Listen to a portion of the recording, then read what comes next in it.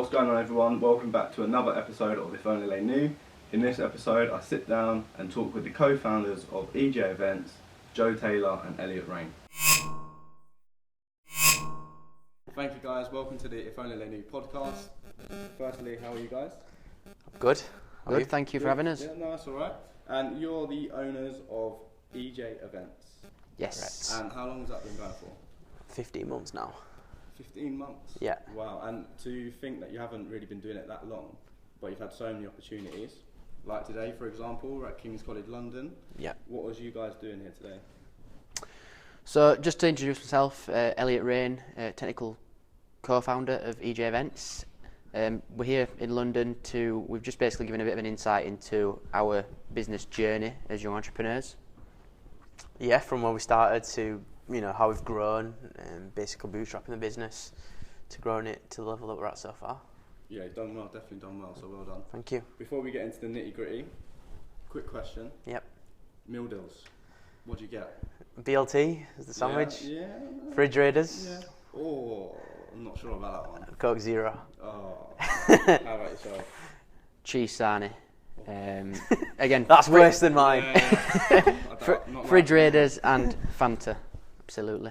Do you want to know mine? Really basic. Ham sandwich, Oof. water, and ready salted crisps. That's probably the Plain. most boring I know. combination. It's just easy. Like, I'm not a big fan of food, so like I don't really like flavours and stuff. I'm Really? Really, Like dry really guy? plain. Yeah. Really plain. Like dry personality. Anyway, let's get into it. So, what made you want to start, one, a business, and two, like, how did you come up with the idea specifically for EJ Events? Personally, I came to a crossroads in life. I'd finished college, did my A-levels, was going to go to university, studied business, and then I thought, actually, why don't I start a business? So I deferred my place to university. Me and Elliot got back in touch, started the business. We needed something that was low cost, low risk, hence events. And I've worked in the corporate hospitality, so hotels, restaurants, bars since I was 15. Yeah. Elliot's got more of it. I'll let you explain, Elliot. Yeah, so the other side of the coin, always been interested in the boring things, the payroll, the accounts, making money online, the sort of ugly side of business as a whole, which is I think why myself and Joe have always sort of got on as a partnership, in that Joe's a very creative person and I'm a very, generally from a business point of view, boring person. So yeah, my sort of background was, coming out of school, going straight over to Stoke College to study telecommunications and ICT. That was like a crash course. Got 2 equivalent A-levels doing that, and then started on working for BT. Went there for a few years, still currently in a sort of flexi contract with them, breeding that relationship going forward and working on the business as well. Joe, you're full-time on the business. Full-time on the business, yeah. So, for us, the sort of message behind that was to, we do a lot of corporate events and that's sort of our business plan as a whole. So breeding that relationship with BT is massive for us. We've had events, we've put corporate events, team building events on with BT. So, like I say, we'll get on to more about the business plan going forward as we progress. But yeah, that's just a bit more about myself.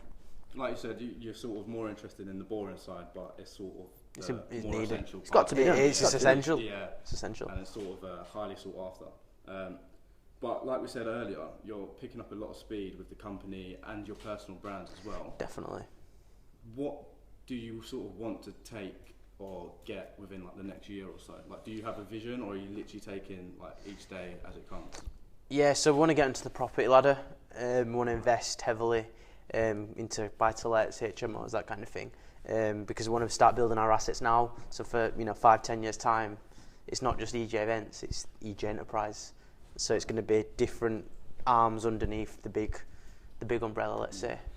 Do you share that? Yeah, definitely. I think it's however you look at it. We always speak just as much about as personal goals, so we're very transparent with each other as well as the business goals, because ultimately, as a business, we're all working towards the same vision, and that's to, make an impact on this world for young people and for our business. So, it's almost like you've got to compartmentalise your week into, this is what we're doing in terms of the events and the corporate events to drive this forward and to maintain the existing clients we've got.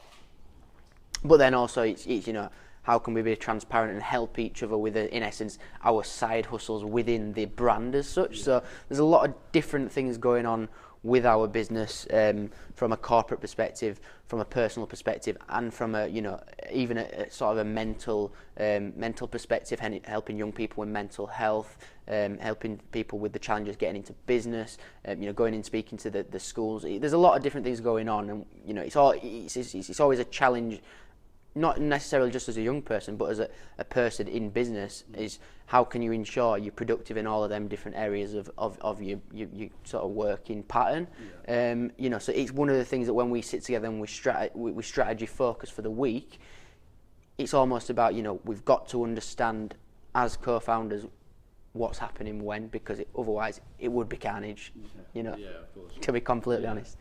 Yeah, you both spoke about sort of having like a portfolio of assets, having a group that does more than just one thing and sort of adapting. And I feel like a lot of young people now are sort of picking up on that idea of sort of adapting and having a portfolio of assets. Definitely. What would you say, if being like really young, what would you say young people should sort of invest in or try and get hold of? I think first of all, change your mindset is the number one thing. Most of us were led to believe that we've got to have one income stream. Generally tends to be a secure job, and our aim is to change that. In terms of physically investing into something, I mean, property is a very popular investment stream. It's safe. It's it's an asset that does appreciate. So I would recommend property, but it's not just something you can just get into. Yeah. Obviously, working with the banks, lawyers, solicitors, there's a lot of technical and legal stuff behind it. Yeah. So you can't really invest in that when you're 14. But I'd say, I don't know. I would say invest in yourself. That is number one. Yeah. At the end of the day, we all come in to bet. Whether you're in a secure job or whether you're sort of challenging the status quo, we're all ultimately trying to better ourselves as people. And investing in yourself, maybe it could be taught better in schools about how you invest in yourself. Definitely. Maybe, the way that certainly I was led to believe at school was that there's only one route to invest in yourself, and that's through textbooks, exams. Whereas, there's a whole world out there. There's online platforms that, rather than paying £2,000+ for a course, you can pay £10 and you can come out with, credible skills that you can monetize at some point. Yeah. So it's almost just starting to think about what, it starts at home, it starts within yourself, and then I guess being on a human level with people, you naturally start to breed connections, clients, and then you can work in a working environment to make things work. Mm-hmm. You touched on there about school sort of teaching one sort of curriculum. You have to go do this, you need to read this textbook to learn this thing, to sort of pass this test and to get this type of job.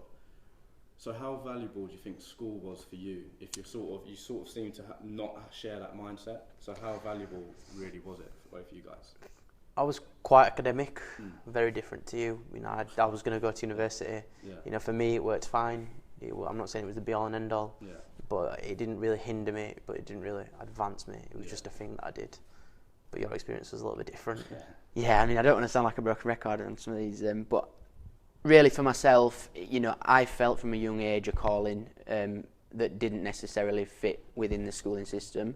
And, I'm not going to lie to you, I struggled. I thought, what's in my own mind, what's different about me having to ask I've got to ask these challenging questions. Why do I have to write down on lines, because I'm getting told off by the teachers? Why do I have to write down, I will not misbehave? What is this? What am I getting out of this? And in my own mind, I had one person I could relate with at school, and that was my behavioural mentor. She understood, my own self, and I guess you do feel trapped as such, and this is one of the long-term visions for our enterprise as a whole, is to change that mindset, simply at the start of, maybe year 11, going in and just basically saying to the children, look, this is our experience, you're not alone if you feel the same. It gives you people that option that if they're not necessarily an academic or they feel like they've got a different calling, because it's a challenging thing, thinking challenging the status quo, and some people don't develop it until an older age, thinking that this is not for me. But people develop it young, and you can feel isolated if you start to sort of definitely trying to take yourself away and take it to the left and once you start finding people that are in that same niche and feeling like, you're in a sort of close-knit community of people that think the same way, then you can feel a lot more valued, and it does help you. And like you say, sharing, the business with Joe, we give each other, an academic side of things and a side of things from school, and I can share my experience, Joe share his experience. You get two sides of the coin, and we understand our callings. Mm-hmm. You talked about sort of having each other there. You sort of briefly picked up on that point. How important has it been being able to sort of have a friend who's involved in the business and to sort of have that person to bounce off of? How important has that been? Oh, extremely. I mean, I feel like I'm living a dream, I'll be honest with you. Yeah. Living life on pretty much our own terms in a way. It sounds quite cliche, but sharing this journey with someone else makes it not only emotionally, better, it makes it funner. When we go to work, we have a laugh and we enjoy it. I mean, that's a word. More fun. Yeah, but we have so much better time, being together. I love it. I enjoy it. It's what gets us out of bed in the morning. We come into work, we know that it's showtime. Every time we do a talk, it's showtime. Yeah. And it's for you as well. Sorry to interrupt, but of course, it's for you. You're coming in, and it's your brainchild in a sense. It's sort of your thing that you're sharing with the world. So and don't get me wrong, on Instagram it looks like it's all singing and dancing, but there's times when it's tough, and we're thinking, what the bloody hell are we doing? Yeah. I could just pack in and get a secure job and live a nice life. Yeah, but we're taking that risks, and I'm sure there will be a reward to come soon. 100%. What's for both of you? What's been the biggest obstacle for you? Since you started the business, what's been the biggest hurdle? What's been the thing that shocked you the most? Well, I wouldn't say I'm necessarily shocked because you can watch from an outsider's perspective. It happens every single day. One of the challenges for us, being two 20-year-old entrepreneurs, is again that mindset. It comes down to what people perceive your visions and dreams as, and people have different ways of carrying a message to you if you're trying to do something different, whether that be even be bullying, singling you out online, because you're taking that risk. And this can be one of the things that deters a lot of people that are not actually found an entrepreneurial spark within themselves. We face challenges at the start that it goes back to what Joe said. It makes you think, why the hell am I doing this? It does. But then equally, we come into work every day, and when things go right, you get a feeling that you can't even quantify how amazing it feels. We've been sat in the car on the way home from a talk or from a good event that we've put on, and you feel this buzz, and it's almost like you just couldn't. You can't even put it to words. It's hard. So euphoria is what it is. Yeah. It's just that's a good word. Phenomenal. It is, honestly. Yeah. When it's something that we've done. Yeah. It's no proud feeling. What would you say? You talked about the extreme emotions you sort of felt. Yeah. Running the business. Would you say that being an entrepreneur is typically a lonely journey? Oh, God, yeah. Sort of how have you sort of coped with that? If it's been so lonely for you guys, you only have each other. Yeah. Do you have a wider team that you work with, or is it literally just your two brains? I mean, I'll answer your first bit to your question is how did we deal with it? I mean, I had a digital detox for about 2 months, which helped me a lot. Really? Yeah, Instagram, just my mental health was feeling a little bit shit. I'll be honest with you. Yeah. So I took my time off, and then I've come back, and I feel good. I feel so much better this year. And it can get a sense, when everyone's going out, having a laugh, having fun, and you're in the office till 4 o'clock in the morning on a Friday night. Yeah. It can get, actually, am I missing out on, 20 is the best years of my life? Yeah. But then you think back to what the bigger dreams are, and that is what gets you through it, in my opinion. Yeah, that's true. How about yourself? How have you found it? Again, it comes back to what's your calling, what gets you out of bed in the morning. Knowing that we've got a team. Currently there's 6 of us that work. Right, yeah. 4 employees. A couple of freelancers and a sort of roster of staffing that they let out as well.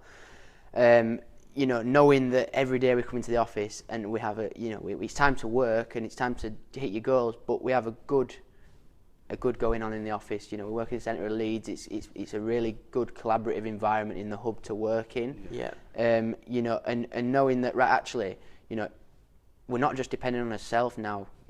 People are depending on us. Oh, yeah. Working for us and working with us. So that spurs you on. That's another element of it. That you're almost in survival mode. The fact that you're not just delivering for yourself, you know, and that once you get past that place in your mind, and you start to realise that there's no other option, you know, and you're following your dreams every day, but you're doing it with people that understand your vision as well, and that makes it a hell of a lot easier to come to terms in your mind, because you just don't stop. You don't stop, and don't get me wrong, I'm an advocate of having, you know, we usually do 6 days of hard work and 1 day of completely, you know, either reading about mental health things and just complete detox a week, and that works for us. You know, to come to terms in his mind, right, okay, review the week, it's been good, and we're ready to go Monday morning. You know, Monday morning, we love coming in, it's like... It's the best feeling. Sometimes when you get into that mindset, it sounds crazy, but, you know, personally, I don't even like Sundays sometimes. It's like, but you have to do it, because... I hate Saturdays. I hate Saturdays, yeah. Why? Just because you're not sort of... Just because you come from being full on to just stopping. Yeah. So Monday comes and it's like, we're on it, and we're back on it, early doors. Yeah, I'm the same as well. Like, with Monday to Friday, I feel like I'm actually doing something productive. Yeah. So I feel good, and then, like you said, Saturday hits, and it's like, oh wow. But you know what it is? It becomes it's not just a job. It's a lifestyle. Yeah. You know, if I was to go now just to work a normal 9 to 5, I'd be so empty. Yeah. This is all I know now. Yeah. And if this was to go away, I don't know what I'd do with my time, on my mind. You know, honestly, it's a lifestyle now, it's amazing. That was going to be one of my further questions. If someone said to you, came in and said, we'll offer you a substantial amount, nothing sort of, not millions, but a decent amount, but you have to pack up the business and you can't start another business. Ever again, that's it. You have to go back to a 9 to 5, live a normal life, you've got a bit of money, but you just can't get involved with business. Absolutely not. No. Couldn't do it. No, I couldn't do it. That's good, because that sort of shows how invested you are. A lot of people would say, yeah, maybe I'll just take the money and live a normal life. Yeah, it is a deeper passion, you know. Me and Joe, we're not just putting on a facade to come across with passion. We genuinely care. Yeah. You know, we want to better ourselves, better the people around us, and make a difference on this world. Money is temporary, we know that, and like you say, when you get offered a big contract or whatever, that might work for some people, but for us, it comes down to, you know, we absolutely love this. It literally is, you know, our life. You know, if we're not in the office progressing the corporate event business, we're at home. You know, Joe's working on a podcast, I'm working on a course, you know, digital course. It really does become a part of your life, and if you're not doing it, you're not doing anything to do with it, then you know, you can have your mental battles anyway, thinking, you know, what am I doing today, you know, and then it can have the opposite effect. That's the thing. But then equally, you know, we are a big advocate of having your rest and recovery time, because no one can work however many hours a week and just not stop, because you'd be a robot, wouldn't you? What sort of things do you get up to then? You said on Sundays you like to have sort of a detox. Then when in your free time as well, a bit of podcasts, a bit of this, a bit of that. What other sort of things do you get up to? Seeing the missus, and travelling, big one for me. That is my therapy. Yeah. Just getting away, getting out there, seeing the world. Love it. So if you could sort of picture your ideal lifestyle. Yeah. Travelling. Yeah. Family. Sort of in the future. Fly my drone. Yeah. And sort of keeping your business going. That'd be ideal, you know, if I could work from, you know, they call it Wi-Fi money, you know, eventually in the future. But at the moment, I like the grind, and I like knowing actually I'm going to take some time off, I'm going to rest and recover, but then I'm back at the office. But maybe, you know, in 20, 30 years, I'll have done this for so long that I want to take the family away. I want to work from the Caribbean island. You know, that is the dream. That'd be my perfect life. How about you? Well, Sundays, you know, again, like I say, it's all systems go until Saturday, and then Sunday comes, and I like to spend it, like I say, with the family, but more like I say, it's family, and as well, it's the investing in myself. You know, I love, honestly, like, generally in my own mind, I'm quite a headstrong person, and that's why, you know, I can sort of, I'm the technical, I like the complex things, but equally, like, invested in my own mind and understanding my own mind. Because, you know, if you can, for example, let's look at the microphone in front of us as an example. You know, there is a millionaire, you know, behind every single one of the muff that's on top of the microphone, the wires that are going into it, you know, every single thing. So, you know, if you look at computer, you can dissect it and you can actually start to understand, and you can sort of alter your way of thinking. And this is one of the things I've learned quite recently, is once you alter your way of thinking and start to think, you know, there's reasons behind this table in front of us, then you start to look at your life and your perspective changes. I think a lot of it's about perspective. You know, we're all in this as an invested interest, right? But equally, once you start to change your perspective and even put yourself in your customer's mind, you can really start to see all the different sides of the ball, and it really does help you. And that's one of the things I've been sort of looking at on a weekend recently. But again, it's nothing, and family time, you massively cherish that. Yeah, talking of perspective, if you could say one thing to sort of change the perspective of a young person listening or watching this, what would it be? Short answer, be a chameleon. And what do you mean by that? Long answer. So chameleons adapt Yeah. to any given situation, can pivot, they can change, like I say, they change colour. Be open. Don't just think this is my one calling, or if it is, then invest in it, absolutely. But see different perspectives, be agile, and if something hits your head on, see it from a different perspective. Be ready to pivot and be ready to be agile. Yeah. I'd say be patient. Trust the process. Yeah, You see these things on Instagram where you see millionaires with Lamborghinis and nice cars, and you think it happens like that. Yeah. But I tell you now, it's years and years of hard work. Yeah. And I thought, I'm not making enough money yet. I want this. I want that. I want to be financially free. And then you realise that it's that's probably not going to happen for the next 5-10 years. Hopefully, hopefully it could do. But the way it's going. But yeah, definitely be patient. Definitely trust it, and don't think what you see on Instagram is a true reality of what life is actually about. Especially on Instagram, I think it's particularly dangerous. Oh God, because yeah. It's like a showcase of someone's life. That's it. So you can pick like your best 6 photos. Exactly. And everyone Mine, will you. judge you off of that. Yeah. And you think, wow, he goes travelling. Wow, he's in Thailand. Wow, he's here. He's got a Lamborghini. But really, Lamborghini's rented. He went Thailand like with his mum. Yeah. And it's like there's so many like backstories behind everything. I see a minute showcase of someone's life, what they choose to show out, and it can affect people. This is one of the things that we say on the talks. Guys, this is an augment of reality. It's not real. It's not real. It's not, yeah. And I struggle to come to terms with that in my mind. So I'm sure there's other people out there that feel like that. That you see photo after photo is. I don't even need to go into it. You know what I mean. But I think the thing that particularly gets me are the online traders. Oh yeah, gurus. I think I'm going to do a separate video on this and just at them all, because like it actually frustrates me. Like there's nothing on Instagram or online that frustrates me more than that, because every day, like especially if you follow like the Love Island contestants and whatever, those groups of people, they'll be promoting one of these traders, and you look at their page and it's exactly what we just talked about there. It's somebody who like puts on this facade, but really it's probably like a rich kid, or it's all rented and stuff like that. And the crazy thing about that is, it is targeting the vulnerable. Yeah. People that don't. I mean, I did quite a lot of research into trade. I used to do a bit of trading, and you can, if you understand what they're saying to you, it's bullshit. It's massive. All it takes is one person who knows what they're talking about to ask a challenging question, and they crumble. Yeah. So, but I do feel for the people who they see the lifestyle and they fall for it, because don't get me wrong, there's probably traders out there that do it, and they probably do it as a good piece of marketing. Yeah. And they do offer value, but of course it does. Puts a bad name. It puts a really bad name on it, because don't get me wrong, you can make a hell of a lot of money trading if you know what you're talking about. But it makes it out like 99% of traders win, when it's the other way around. Yeah, it makes it so hard to find the real ones amongst all that. Yeah, God, yeah. But how do you sort of see social media playing a part in your lives? How important is it for you and your business as well?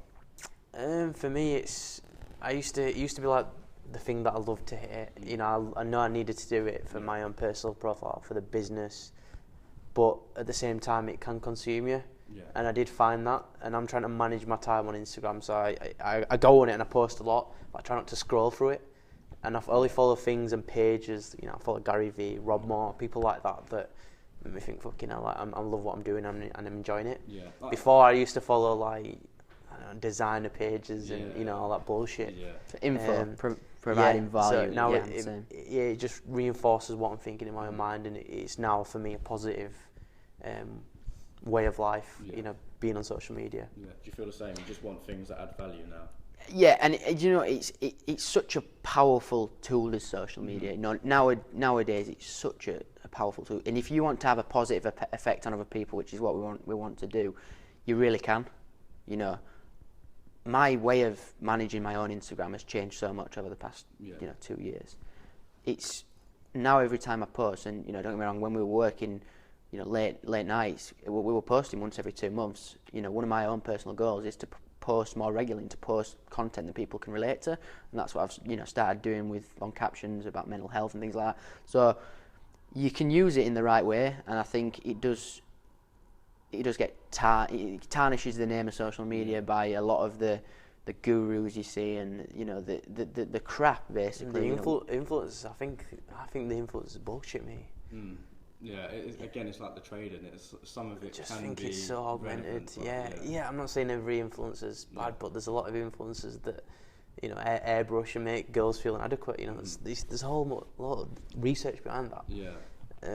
I think they need to have a bit more responsibility. Yeah. You know, what the message they convey to their followers. But I feel like if we've got a platform now which we have to speak to the young people, my message would be sort of do the work yourself. Go online and, like you said, unfollow the people that are clearly not doing anything that adds any value to your life. That's all it is. That's all a matter of it. Sort of detox it and because most of the girls that complain about the girls that are perfect in airbrush follow the girls, you see. Exactly, so that's why they're affected by it. Yeah, so if you didn't, then you probably wouldn't. Yeah, exactly. Just follow If Only They Knew. If Only They Knew UK, then you'll be all right. That's it.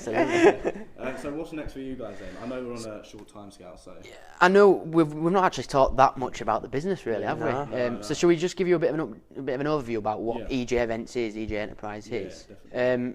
So we offer corporate and private events to fit into people's, you know, from a corporate perspective, business plans going forward on a longer term basis. Private events is with private clients. We have a staffing agency within the business that will let out staff, you know, on a freelance basis.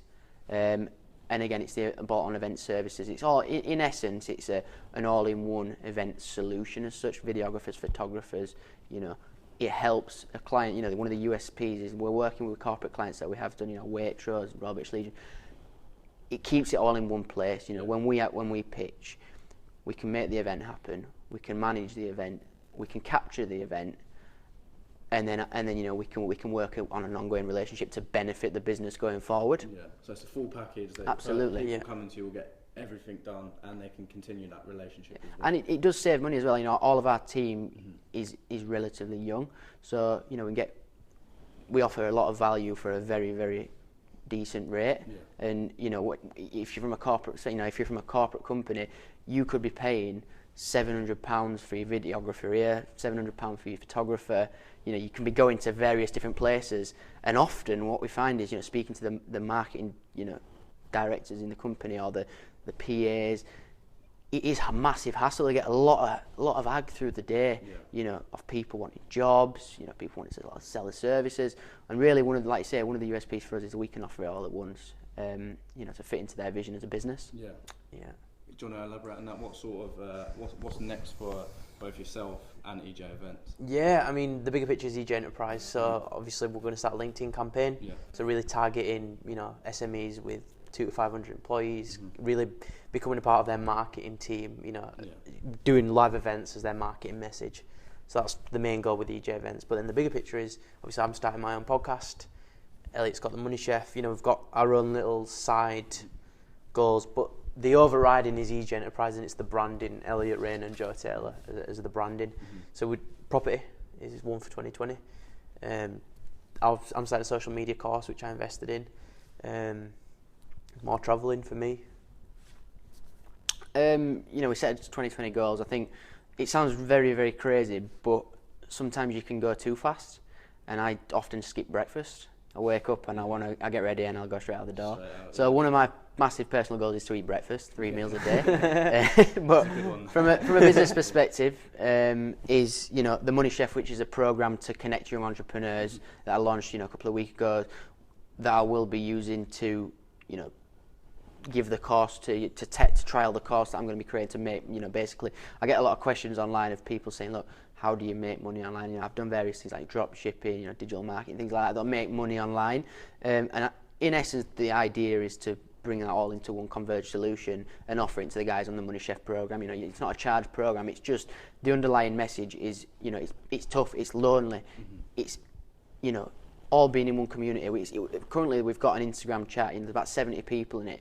People share how the week's been, the challenges, you know, what they, if we can put them in contact with anybody, and it's a really nice community. I mean, I don't know what your experience with that is, Joe. Yeah, no, it's definitely positive. It just brings like-minded people together, and that's what you need. You know, like even meeting you, we met you through Instagram. Yeah, literally. That's the power of Instagram. Yeah. You know, we're sat here having this conversation today, you know, through that. So yeah, having one space for us all to be together is very. Sounds like it's good. Yeah. Before I give you the opportunity to put all your ats and your mentions or what have you, final question: what do you want your legacies to be, like individually as a person? People, yeah. So I think it's very similar, but I want to inspire as many people and as many young people across the world as possible. You know, I want to leave an international mark.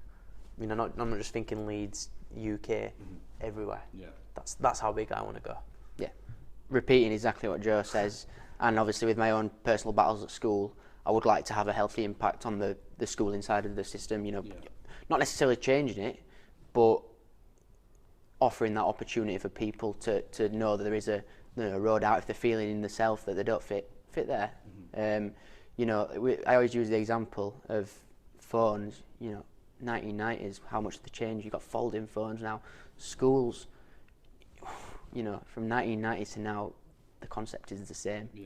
You know, and it's for me, it's an underlying, you know, vision to have an impact on that. And again, the international impact, you know, giving other entrepreneurs and inspiring them and making them feel like, you know, it's a sexy thing to think about being an entrepreneur, but once you start doing it, it's horrible sometimes. It's not, you know, and that's why often people opt out. But advertising the benefits, advertising the reality as well. God, yeah. Definitely. So, is there anything you'd like to sort of plug? You've mentioned a few things, but if you'd like to tell the people like the ats and where. Yeah. So my podcast is DOYE_podcast, Diary of a Young Entrepreneur. My personal Instagram is joe.taylo, joe.taylor. And you can find me on LinkedIn, that's just Joe Taylor. Yeah, cool. How about that? So my personal Instagram is Elliott_Rayne, that's ELLIOTT_Rayne, RAYNE. I've got my own personal website, which is www.elliottRayne.co.uk. LinkedIn, Elliott Rayne. And that's it from me. And we've got the business EJ Events, which is ejevents.uk.co.uk and EJ Events UK on Instagram. Well, I'm sure 2020 is going to be a good year for all of us, but specifically used to. So best of luck and thank you for. Thank you. Cheers, Thank you. Thank you for having us. Thank you very much. Cheers. Thank you, Ted.